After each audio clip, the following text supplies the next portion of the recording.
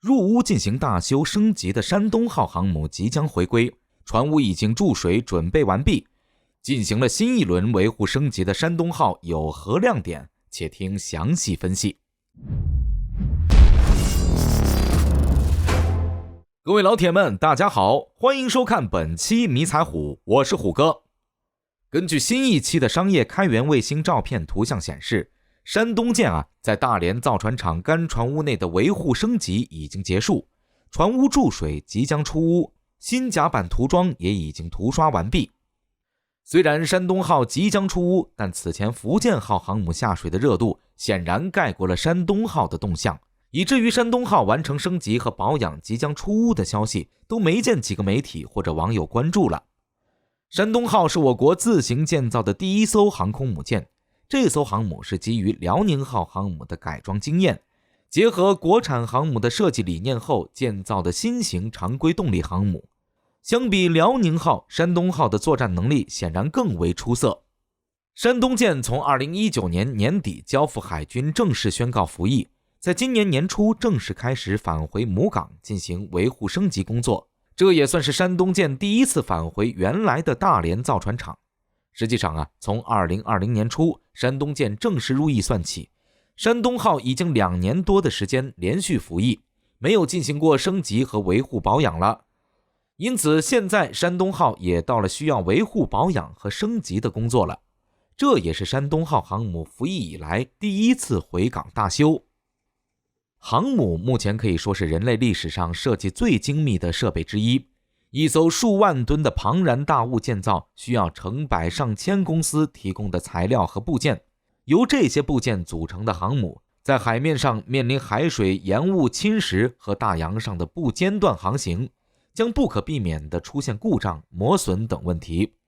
因此为了最大程度确保航母战斗力和及时解除潜在问题，航母在海上持续执行任务，经过一定的时间后是必须要回港接受大修和升级保养的，如检查航母的消防系统、甲板状态、螺旋桨、海水淡化等设备，出现故障及时修理，出现较为严重的损坏则直接更换零部件。此外，在干船坞中造船厂的工作人员需要清理整条航母底部下的异物，然后还要给航母刷上耐腐蚀的油漆，同时对磨损的航母甲板继续重新刷漆。虎哥认为山东号航母甲板的设备磨损是较为严重的，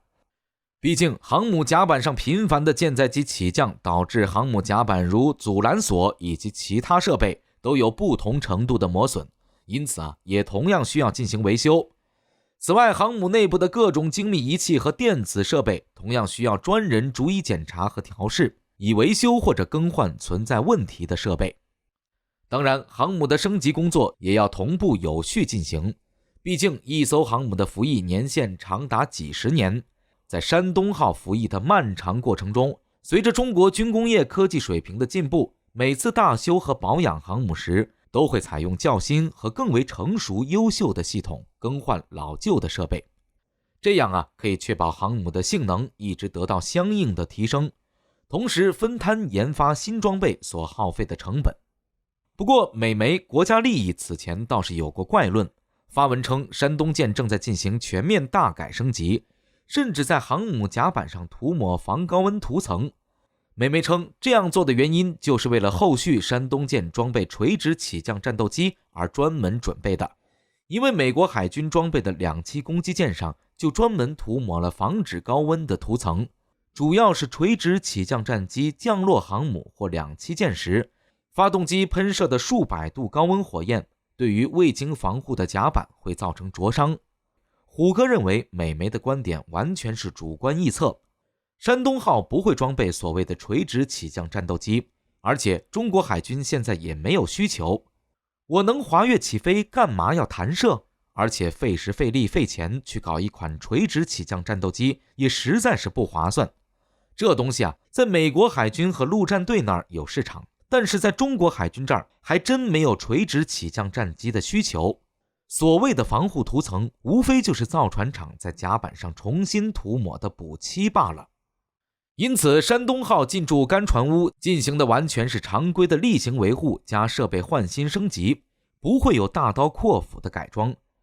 在这方面，我们是借鉴了辽宁号的使用经验。毕竟山东号首次回港大修维护，一般是对航母实际服役表现出的问题进行处理，基本不会涉及太大幅度的改装。